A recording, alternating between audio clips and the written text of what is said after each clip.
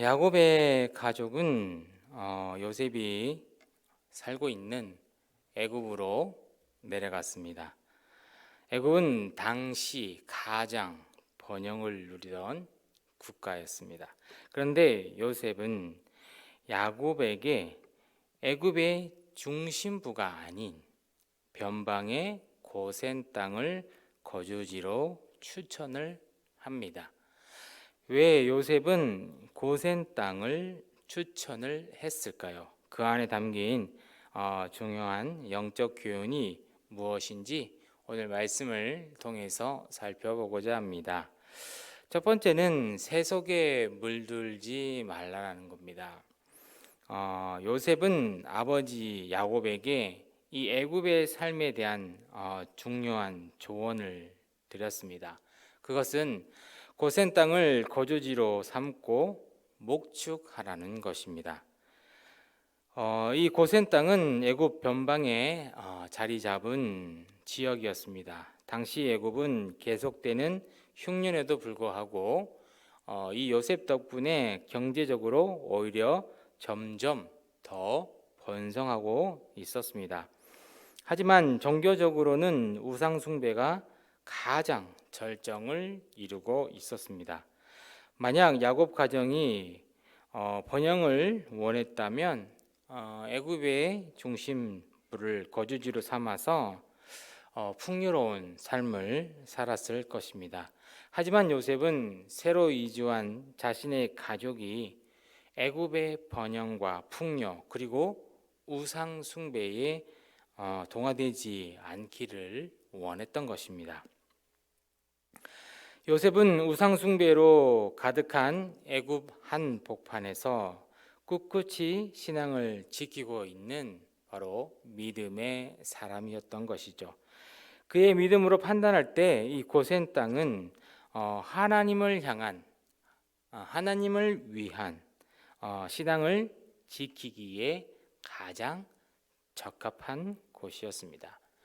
게다가 이 야곱의 가족이 목축업을 선택을 한다면 이 목축을 경멸하는 애굽인들과 접촉할 기회는 훨씬 더 적어질 것이라는 생각을 했던 것입니다. 이처럼 고센은 하나님의 백성이 세속에 물들지 않고 거룩함을 지켜내기 위해 아주 충분하고 좋은 땅이었던 것입니다.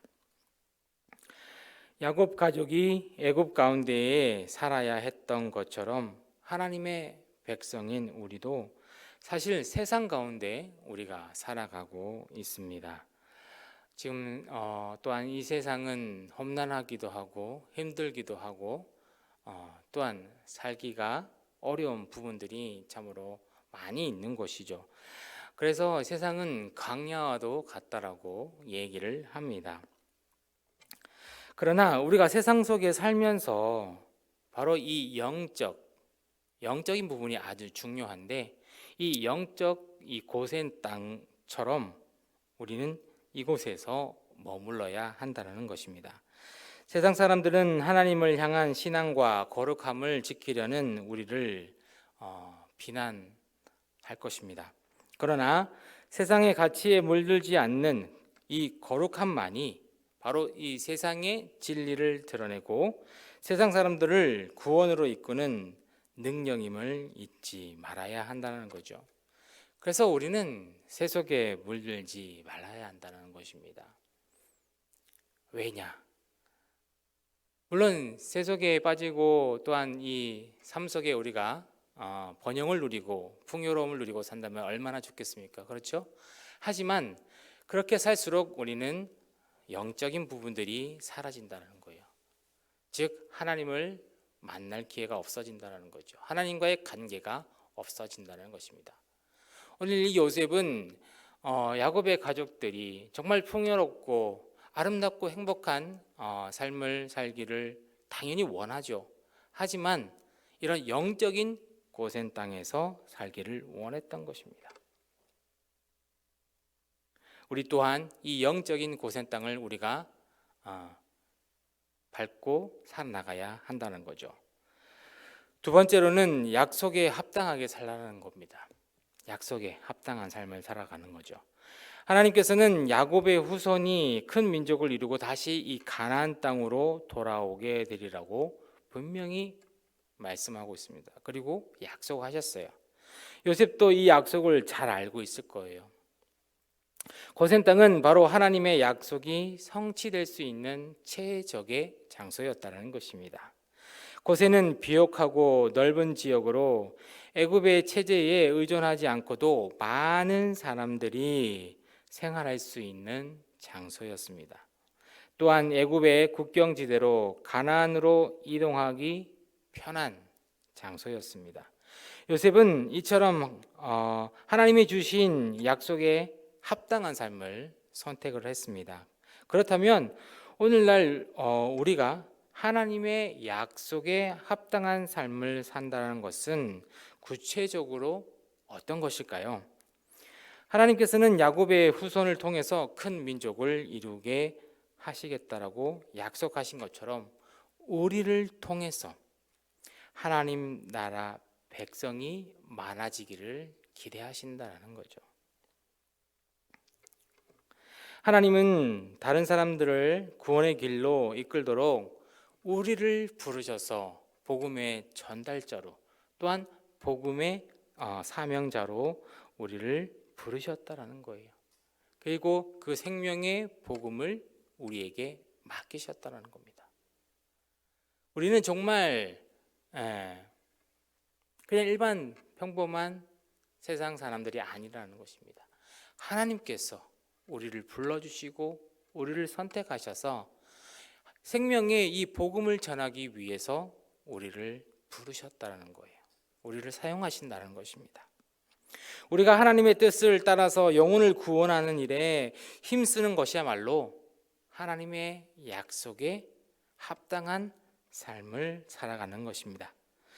또한 하나님께서는 우리 삶의 모든 영역에서 하나님의 통치가 이루어지기를 원하신다라는 거예요.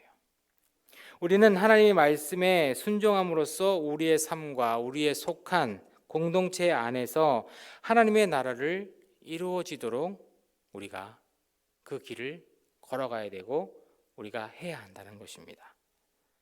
그런데 참 그 길이 쉽지만은 않습니다. 세상 사람들과의 비난을 받을 수도 있을 것이고 또한 세상 사람들과의 관계가 또한 힘들 수도 있습니다. 그럼에도 불구하고 우리는 이 공동체 안에서 하나님의 나라를 이루기 위해서 우리는 이것을 해야 한다는 것이죠.